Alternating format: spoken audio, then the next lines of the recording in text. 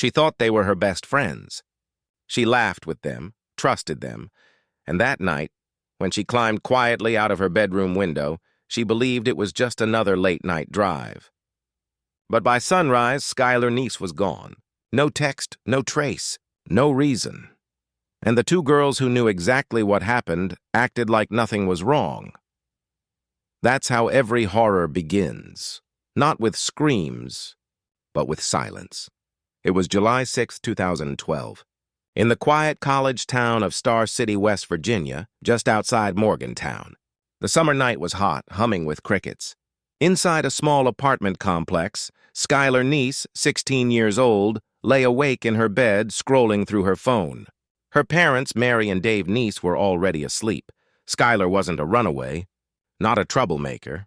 She was the kind of girl who kept her grades up, worked part-time at Wendy's, and loved quoting movie lines with her two best friends, Sheila Eddy and Rachel Schoaf. They were inseparable. But recently, things had shifted. Skylar's tweets hinted at frustration, sick of being taken for granted. "You doing it wrong if you expect loyalty from fake friends."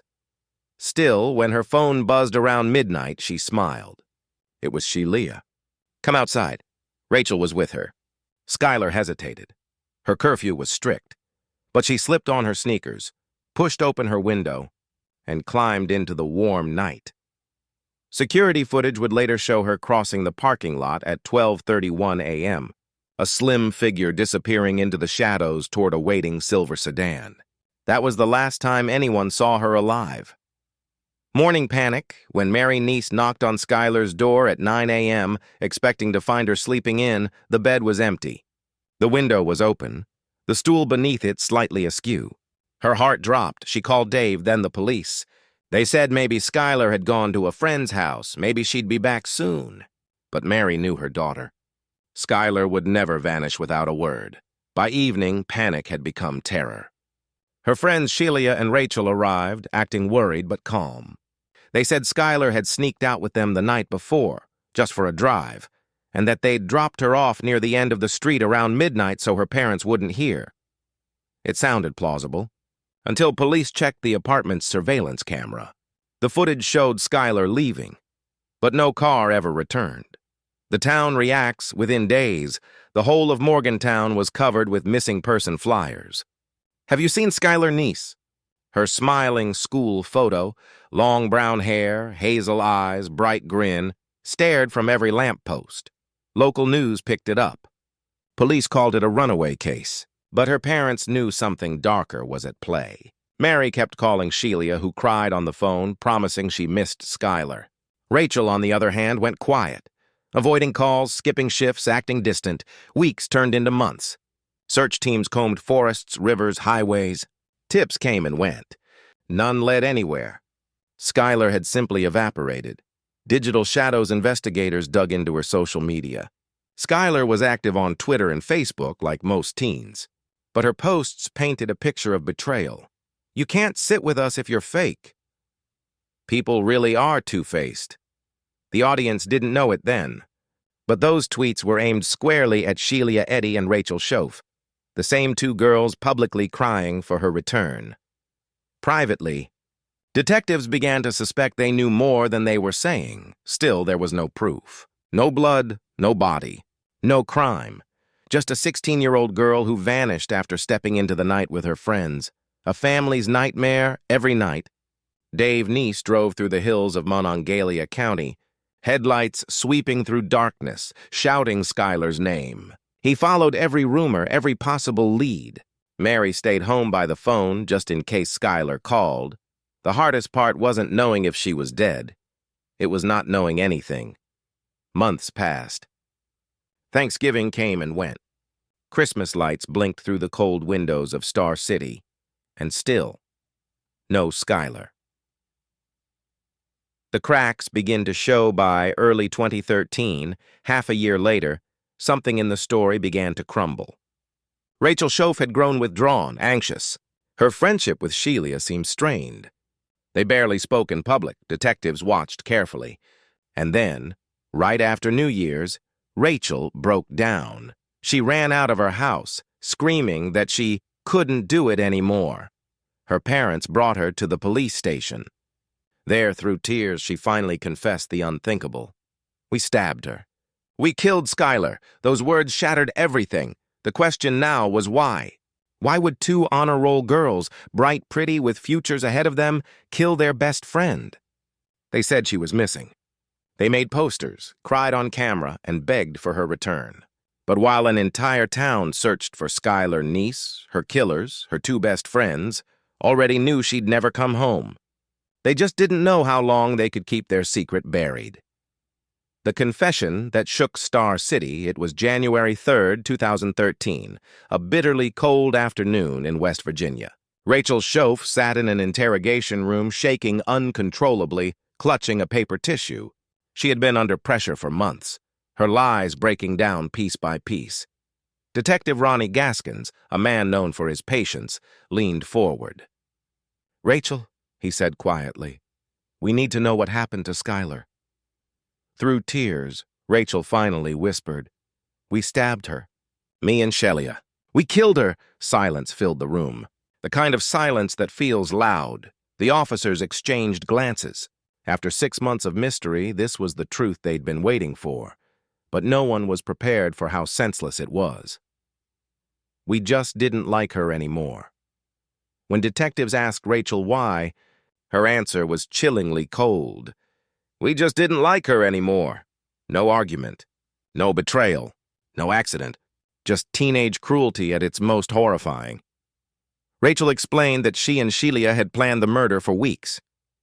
They'd chosen a remote back road near Brave, Pennsylvania, just over the state line, a quiet, wooded area where no one would hear a thing. They'd told Skylar they were going for a late-night joyride, just like old times. Skylar trusted them completely.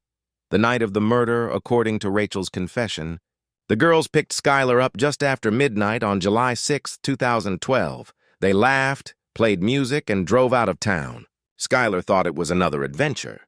She didn't notice the shovel and cleaning supplies in the trunk. When they reached a clearing by a rural road near Brave, Shelia suggested they all get out to smoke.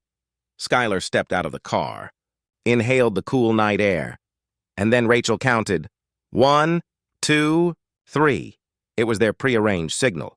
Both girls pulled out kitchen knives. Skylar's scream echoed through the woods as she tried to run, but they cornered her. She fought back hard, cutting one of them in the knee. Then, in a desperate final plea, she gasped, "Why?" Shelia's response was cold.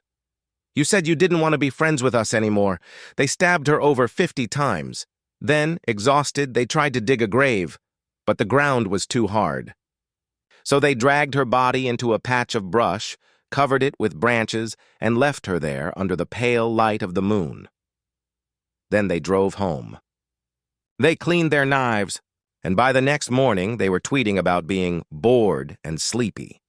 The lies begin to unravel. For 6 months, both girls lived double lives, mourning Skylar in public while hiding a monstrous secret. Shelia posted constant updates on Twitter. "Sky, come home. Miss you so much. Best friend. You'll never be forgotten." She even helped Mary and Dave Neese hang missing posters. Rachel, on the other hand, began to collapse emotionally. She missed school, avoided people, and had breakdowns. Friends said she looked haunted, like she was carrying something heavy she couldn't let go. Detectives noticed. They brought both girls in for repeated questioning, but Shelia always smiled and stuck to her story until Rachel cracked. Leading police to the body after confessing, Rachel agreed to lead police to the crime scene. On January 16, 2013, bundled in a heavy coat and escorted by state troopers, she guided investigators down a snow-covered rural road near Brave, Pennsylvania. They stopped at a clearing surrounded by leafless trees. Rachel pointed toward a patch of undergrowth. "That's where we put her." Snow had hidden everything, but once it melted weeks later, human remains were found. Forensic analysis confirmed what Mary and Dave Neese had feared for months. It was Skylar. The public shock. When the news broke, the entire region froze in disbelief. How could two teenage girls, honor students, cheerleaders, commit something so brutal?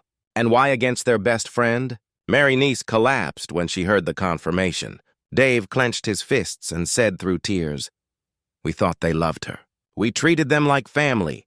Social media exploded. The same posts that once begged for Skylar's return were now reinterpreted as haunting confessions in plain sight. One of Shelia's tweets, posted months after the murder, read, "Always keep your mouth shut and don't rat." No one knew what it really meant, until now. Shelia's collapse. Even after Rachel's confession, Shelia Eddy continued to deny everything. She went to school, posted selfies, and acted as if nothing had changed. But she didn't realize that Rachel had recorded a full confession, and that police were building a case quietly around her. On May 1st, 2013, when officers finally arrived to arrest her, Shelia seemed stunned. She didn't speak a word as she was handcuffed and taken into custody. As they drove her away, neighbors whispered and watched in silence. The girl everyone thought was innocent had just been charged with first-degree murder. The trial, Rachel pleaded guilty to second-degree murder and agreed to testify against Shelia. In court, she described every detail of the crime, her voice trembling but clear. She admitted they had planned it for weeks, and that the motive was nothing more than tension and drifting apart. Shelia showed no remorse. She sat emotionless, staring forward. When the judge asked if she had anything to say, she simply said, "No." The courtroom gasped. Sentencing Rachel Schoaf was sentenced to 30 years in prison, eligible for parole after 10. Shelia Eddy received life in prison with the possibility of parole after 15. For Mary and Dave Neese, there was no relief, only finality. They finally brought their daughter home, buried her in the local cemetery, and began the long process of grieving. Mary said later in an interview, "At least now I know she's not out there scared and alone. But I'll never understand how her friends could do this." Legacy and awareness. Skylar's case changed more than just one community. It inspired new Skylar's Law in West Virginia, requiring immediate public alerts for missing children, even if they're believed to be runaways. Her parents became advocates for other families of missing teens, turning tragedy into awareness. Even now, years later, people across the world still revisit Skylar's story, because it's not just about murder. It's about betrayal, friendship, and the dark side of teenage silence. They smiled in every picture. They laughed, they hugged, and they planned. But what no one knew was that behind those smiles were two teenagers who believed they were smarter than everyone, and that murder was the only way to solve their problem. After Skylar Neese vanished in July 2012, Shelia Eddy and Rachel Schoaf lived as if nothing had happened. They went to class. They texted friends. They tweeted about missing Skylar and hoping she'd come home. Shelia even helped Skylar's parents pass out missing posters.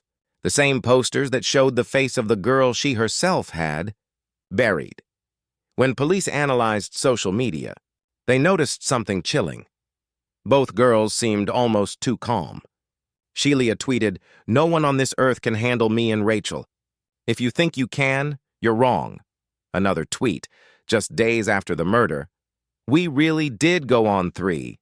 At the time, no one understood it." Later, detectives realized it was a reference to their murder countdown, when Rachel had said 1, 2, 3. The deceptive normalcy psychologists later described both Shelia and Rachel as suffering from callous, unemotional traits, meaning they could mimic emotion without truly feeling it. They were experts at pretending. In the hallways of University High School, they smiled. They laughed. But behind closed doors, the guilt began to divide them. Rachel grew paranoid. She started skipping school, crying and suffering panic attacks. Shelia, on the other hand, seemed to enjoy the chaos. She became cold, detached, even smug. When Rachel finally confessed, police noticed Shelia's reaction was not sadness or shock. It was anger, as if she was betrayed that her partner in crime had broken their pact of silence. The hidden narcissism experts, who studied the case, later described Shelia Eddy as showing clear traits of narcissistic personality disorder. She needed to control everything, her image, her friends, and even the narrative of Skylar's disappearance. She wanted attention. After the murder, Sheila constantly posted about missing Skylar. She shared photos, used hashtags, and replied to people offering hope. But she wasn't doing it out of guilt. She was doing it to keep control. By inserting herself into the case, she could steer suspicion away and maintain her grieving friend act. One tweet stood out the most. "We did go on 3. After Rachel's confession, investigators looked back at that tweet and felt the chill run down their spines. It had been right there, hidden in plain sight. Rachel's collapse. Rachel's psychological breakdown was rapid and brutal. After months of pretending, she cracked under the weight of her guilt. She was hospitalized for mental distress in late 2012. Her parents and friends had no idea why. While Sheila remained cold and composed, Rachel's mental health spiraled. She began to experience flashbacks, panic attacks, and insomnia. Detectives later said that if Rachel hadn't confessed when she did, they might never have found Skylar's body. In her confession tape, Rachel's voice shook as she said, "We just didn't like her anymore." Psychologists later said that sentence represented emotional detachment, the inability to connect empathy with action. It wasn't that she hated Skylar. It was that she felt nothing for her anymore. The psychology of peer bonding. One of the most disturbing elements of the case was how 2 ordinary teenagers convinced each other to commit murder. Psychologists call it mutual delusion. When 2 individuals feed off each other's thoughts and reinforce the same dark logic until it feels justified. Rachel and Sheila had become a psychological echo chamber. They isolated themselves from others and began to view Skylar as a problem, someone who didn't fit their dynamic. They convinced each other that life would be easier without her. It wasn't about rage. It was about control. How they hid their guilt for months, the girls lived double lives. They told police they dropped Skylar off at the end of her street at midnight, and Skylar's grainy apartment surveillance footage seemed to confirm it. In the footage, you could see Skylar sneaking out her bedroom window, running toward a waiting car and climbing inside. That car belonged to Sheila Eddy. But because it was dark, the make and color of the car were unclear, giving them just enough cover to lie. When police asked questions, both girls stuck to the same script. "We drove around for an hour, then dropped her off." They even coordinated alibis through text messages, but as time passed, small cracks began to appear. Sheila's story was too perfect. Rachel's voice trembled every time she repeated hers. The moment they knew they were caught, when police began tracking cell phone data, they discovered something shocking. Sheila and Rachel's phones had pinged not near Star City, but in Brave, Pennsylvania, the night Skylar vanished. That data, combined with witness testimony, destroyed their alibi. Still, Sheila laughed it off online, tweeting things like, "You do shit and get away with it. That's when you're truly bad." Her arrogance was her downfall. Detectives said later that Sheila believed she was smarter than law enforcement, a classic trait of narcissistic offenders who think they can manipulate reality, but reality was catching up. Fast friends turn on each other after Rachel's confession. Sheila didn't reach out to apologize or deny. She went silent. Police tapped her phone and monitored her movements. When they confronted her, she stayed calm, too calm. But when officers mentioned Rachel had confessed and led them to the body, Sheila's face turned pale. For the first time, she realized the game was over. Rachel had flipped, and now her best friend, the one she killed for, had sealed her fate, the family's pain. Meanwhile, the Neese family was living through something worse than horror. For 6 months, they clung to hope. Then, they had to, except that their daughter had been murdered by the very people who ate dinner at their table. Mary Neese said later in an interview, "I hugged those girls. I told them I loved them, and they smiled back at me, knowing they had killed my daughter." The betrayal cut deeper than the crime itself. For weeks after the arrests, Mary and Dave Neese couldn't go near Skylar's room. Everything felt frozen in time. Her posters, her notebooks, the clothes she'd worn on her last night out. The internet reacts.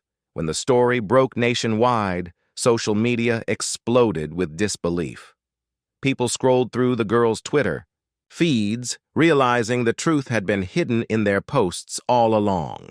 One of Shelia's tweets just days before her arrest read, "We really did go on 3. Another, always keep your mouth shut and don't rat." The internet collectively gasped.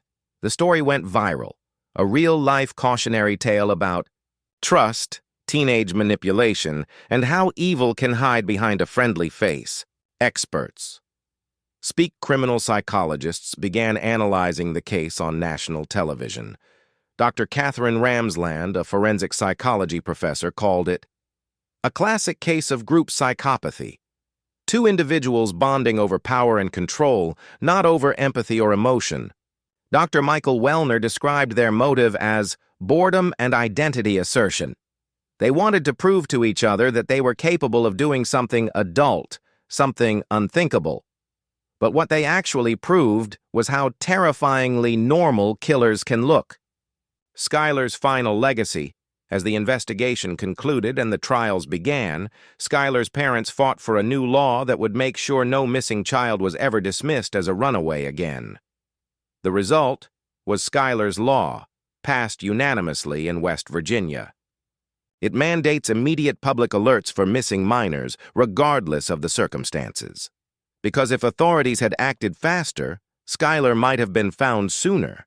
They wanted to erase her from their lives, but in the end, all they did was immortalize her. Skylar's story became a law, a legacy, and a warning.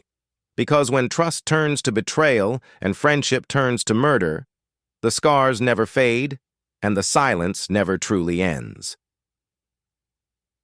Confession that shook Star City. January 3, 2013. The small interview room inside the Monongalia County Sheriff's Office was filled with quiet tension. Rachel Schoaf had finally broken her silence. Her words were faint, almost a whisper, but they were enough to shatter an entire community. "We stabbed her. Shelia and I. We killed her." Investigators were stunned, but they didn't stop there. They needed more. A full timeline, the motive, the weapons, and most importantly, the location. Rachel hesitated at first. Then, with trembling hands, she pulled out a map. She pointed to a stretch of road outside Brave, Pennsylvania, just across the West Virginia line. "There. That's where she is." The search team assembles detectives from West Virginia State Police, FBI agents, and Greene County officers worked together that night to verify Rachel's story.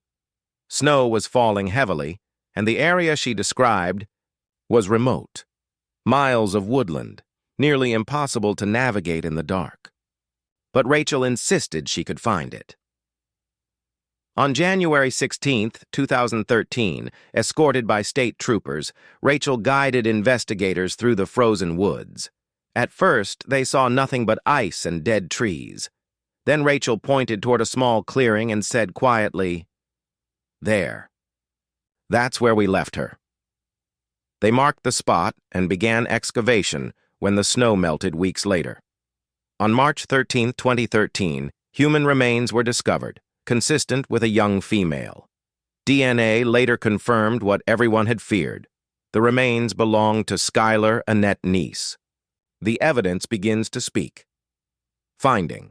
Skylar's remains gave investigators something they'd been missing for months: physical proof. Near the body, they found fragments of clothing, a bracelet, and traces of a blue plastic tarp. Forensic experts determined that Skylar had been stabbed multiple times. The wounds were consistent with kitchen knives, the kind easily hidden and easily discarded. Investigators revisited Rachel's story, and the details matched perfectly with the evidence. The girls had planned it, brought knives and cleaning supplies, and even tried to dig a shallow grave. When the ground was too hard, they covered Skylar with rocks and branches. It wasn't a random act. It was deliberate. The digital trail. The key to confirming Rachel's confession wasn't just physical evidence. It was data. Cell phone records, GPS logs, and surveillance footage would fill the gaps. Detectives subpoenaed the girl's phone data from July 6, 2012, the night of the murder. What they found was damning. Both Sheila and Rachel's phones left Star City just after midnight. They traveled together north toward Blacksville, then crossed into Brave, Pennsylvania. The signal stopped there for nearly an hour, before returning around 2:30 a.m. It was the exact timeline Rachel had described. Even more chilling, Skylar's phone had also pinged near Brave before disappearing forever. After that, her phone went dark, powered off, or destroyed. The surveillance footage back, in July 2012 when Skylar first disappeared, her parents insisted she wouldn't have just run away. To prove it, they asked police to check the apartment complex's surveillance camera. That grainy footage became one of the most vital pieces of the case. At 12:31 a.m., Skylar is seen climbing out of her bedroom window carrying a small purse. She runs across the parking lot toward a car waiting in the shadows. The camera was old and the lighting poor, but the car's shape was distinctive. Months later, after Rachel's confession, police matched the footage to Sheila Eddy's silver Toyota sedan. That single connection, a shape in the dark, became the link that tied Sheila directly to the abduction. The online masks, Crumble A's investigators pieced the puzzle together. Sheila Eddy kept tweeting like nothing had happened. Her posts were bizarrely normal, even cheerful. Don't take life too seriously. Always. Keep your mouth shut and don't rat. You'll never know how strong you are until being strong is your only choice. Each tweet now read like a coded confession. Friends began turning away from her. Some blocked her on social media. Others told detectives about strange things she'd said, like how Skylar probably just ran away or people need to get over it. Rachel, meanwhile, had completely withdrawn from the public eye. She'd entered a psychiatric facility briefly before turning herself in. Sheila remained active online, even after the confession, trying to maintain her innocent friend image. But by April 2013, her mask began to crack. Police play their final card. After Rachel's confession, detectives knew Sheila was the key. They needed to push her without warning her that they already had everything, so they called her in for a routine check-in. Sheila smiled as she entered the station, still acting calm. But when investigators mentioned Rachel's name, and then casually said, "We found the body," witnesses said her expression changed instantly. Her face went blank. Her breathing stopped. She didn't say a word. That silence spoke louder than any confession ever could. The arrest on May 1st, 2013. After months of careful planning and evidence review, police surrounded Sheila's car outside a local restaurant. They approached her quietly, then read her rights. She didn't resist. She didn't ask why. She just stared forward, motionless. As she was led away in handcuffs, witnesses described her face as emotionless. Not fear, not shock. Just nothing. Rachel had been arrested earlier under sealed charges. Now both girls were in custody. The case goes public in December 2012. The public had still believed Skylar was missing. By June 2013, the truth hit national news. 2 teenage girls had murdered their best friend for no reason. CNN, ABC, and every major network ran the story. Social media exploded. The community of Star City was shaken to its core. Parents warned their children about fake friends. Teachers held assemblies on bullying and peer pressure. The question on everyone's mind was simple. How could this happen? Inside the interrogation room, when investigators replayed Rachel's taped confession, they noticed something chilling. Her tone was calm, detached. She described each step of the murder as if recounting a school project. She even remembered small details, how the air smelled, how Skylar fought back, how they covered her body. She said, "Why?" Rachel recalled. And I didn't know what to say. That single word, "why," haunted detectives. It showed that Skylar, even in her final moment, didn't understand what was happening or why her friends were turning on her. The prosecution's case with physical evidence, digital data, and Rachel's confession, prosecutors had an airtight case. Sheila Eddy was charged with first-degree murder, kidnapping, and conspiracy to commit murder. Rachel Schoaf was charged with second-degree murder. Given her cooperation, the plea agreement meant she would testify against Sheila in court. When Rachel took the stand, she recounted every step of the crime again, this time publicly. The courtroom was silent. Even reporters stopped typing. Mary and Dave Neese sat in the front row, tears in their eyes. They had waited nearly a year to hear what happened to their daughter. Now they were living it in detail. Sheila's reaction. Throughout the trial, Sheila showed no emotion, no tears, no apology, no regret. When asked if she wanted to speak before sentencing, she said one word: no. Her coldness struck everyone in the room. Mary Neese whispered later, "She looked at us like we were strangers, like Skylar never even existed." The verdict on January 24, 2014, Sheila Eddy was sentenced to life in prison with the possibility of parole after 15 years. Rachel Schoaf received 30 years, eligible for parole after 10. Judge Russell Clauges said during sentencing, "The court finds no justification, no excuse, and no understanding of how two young women could engage in such a senseless act." Mary Neese wept quietly as the judge finished speaking. Dave Neese simply said, "At least now Skylar can rest. Aftermath, the case closed." But the wounds in Star City didn't. For months, the school was silent. Students who once followed Sheila and Rachel online deleted them completely. People stopped trusting smiles so easily. Skylar's room remained untouched for a long time. Her posters, her clothes, her laughter frozen in memory. Her parents became advocates for missing teens, speaking at schools and community centers. Their message was always simple: if you think it can't happen here, it already did. It began with 3 friends and 1 secret. It ended with 1 grave and 2 lives behind bars. The search for Skylar Neese was over, but the questions would echo forever. Why did they do it? And how could anyone smile through a lie that deadly? It was over. The killers were behind bars. Justice, they said, had been served. But in Star City, West Virginia, nothing felt normal again. The air was heavy, the silence too loud, and every parent looked at their children just a little differently. Because after the murder of Skylar Neese, trust itself became a ghost. The town that couldn't forget Star City wasn't a big place, just a quiet, working-class town where everyone knew everyone. Before July 2012, the most that ever happened, there were high school rivalries or small-town gossip. But after Skylar's murder, it became a name people whispered across the country.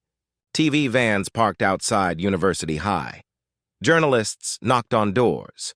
Reporters asked the same haunting question: how could 2 teenage girls plan to kill their best friend? No one had an answer. The teachers who once smiled at Sheila and Rachel in the hallways now avoided even saying their names. Students who once followed them on Twitter deleted every trace of them. A darkness lingered, not just in Star City, but in every home that once felt safe. Mary and Dave Neese. From parents to advocates, Mary and Dave Neese never wanted to be public figures. They were simple people, a nurse and a glass factory worker who adored their only child. But when the truth about Skylar came out, they realized her story couldn't end in silence. They began speaking at schools, community centers, and conferences across the U.S., telling other parents to always listen when their children say something feels off. Dave Neese said in one interview, "We thought Skylar was safe. We knew her friends. We trusted them. That's what hurts the most. She trusted them too." They pushed for stronger communication between law enforcement and families of missing children, leading to Skylar's Law, legislation that changed how missing child alerts work in West Virginia. Before Skylar's case, Amber Alerts were only issued if there was proof of abduction. After Skylar, that changed. Now, any child believed to be missing or endangered can trigger an alert. No waiting for proof. Mary Neese said, "If Skylar's story can save one more kid, then her voice still lives." The digital ghost years. After the case ended, Skylar's old Twitter account still existed, frozen in time. Her last tweet, sent hours before she died, read, "You doing something tonight?" It's ordinary, almost painfully normal. Just another teenager's message to a friend. But after the truth came out, every tweet became a fragment of her voice. Pieces of a life cut short by betrayal. Her social media became a shrine. Friends and strangers began leaving comments. "We'll never forget you, Skylar. Your story changed my life. You didn't deserve this." Each post a digital candle in a world that still couldn't understand how two girls her age could plan something so cold. Rachel Schoaf behind bars. Rachel Schoaf entered Lakin Correctional Center quietly. She was just 17, and though her cooperation spared her a life sentence, she would still spend decades behind bars. At first, she kept to herself. Other inmates called her the quiet one. She reportedly attended therapy sessions and church services, trying to make peace with what she'd done. One prison worker later told a local paper, "Rachel seems remorseful, but you can see she's broken inside. She'll never escape what she did." Her parents visited rarely. The guilt was too much for anyone to carry comfortably. Every time Skylar's name was mentioned on TV, Rachel's photo appeared beside it, a permanent reminder of what betrayal looks like. Shelia Eddy, the girl with no remorse. Shelia's time in prison was different. At Lakin Correctional Center, she quickly gained notoriety. Inmates described her as calm but cold. She rarely spoke about the case, and when she did, she deflected blame. Investigators later revealed that during interrogation, Shelia never showed emotion. Not when shown photos, not when told about Skylar's remains. Her own tweets from before her arrest had already become infamous. "We really did go on 3. That tweet, once seen as harmless, was a chilling reference to the night of the murder, the moment she and Rachel counted together before stabbing Skylar. Online forums called her the smiling sociopath. Psychologists analyzed her behavior as a textbook case of narcissistic psychopathy, an inability to feel empathy, only self-pity. When her sentencing was announced, she looked at the judge and smiled. Friends torn apart, everyone who once knew the 3 girls was left in emotional ruins. Their classmates said high school never felt the same afterward. Lockers once filled with laughter now carried flowers and letters for Skylar. The cheer team retired Skylar's number from uniforms. One student wrote in the yearbook, "We didn't just lose Skylar, we lost our sense of safety. Even the teachers struggled to talk about it. They remembered Skylar as sharp, funny, independent, the kind of student who asked questions that made adults pause and think." Her death wasn't just tragic, it was senseless. The unanswered why. The question that haunted detectives, reporters, and psychologists alike was one simple word: why? When Rachel was asked during her confession, she said, "We just didn't like her anymore." That was it.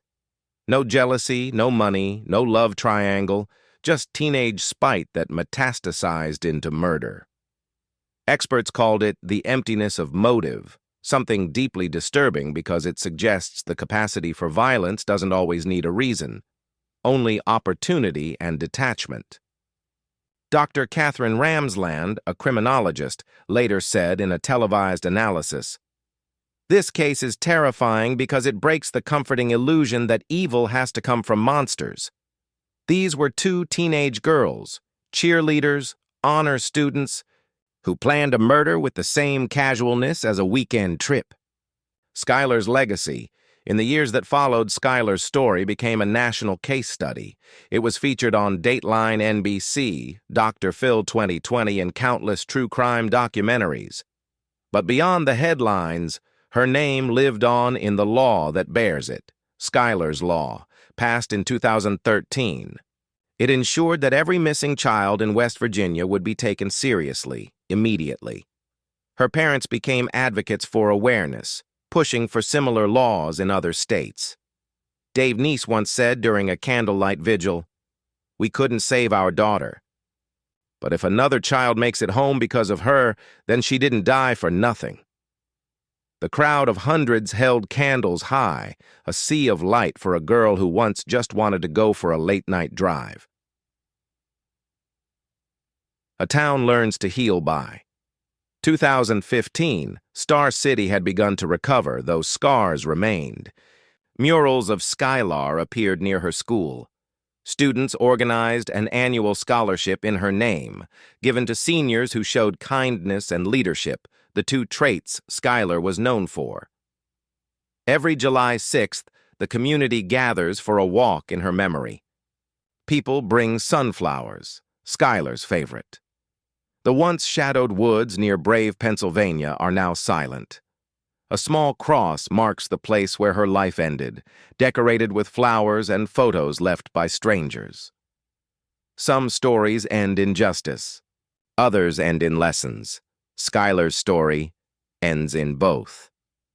She was betrayed, silenced, and taken too soon. But her voice still echoes through every Amber Alert that goes out, every parent who refuses to stop searching, every child who makes it home. In life, she was one girl from a small town. In death, she became a warning that friendship isn't always what it seems. And somewhere, in the quiet streets of Star City, West Virginia, her memory still whispers through the wind.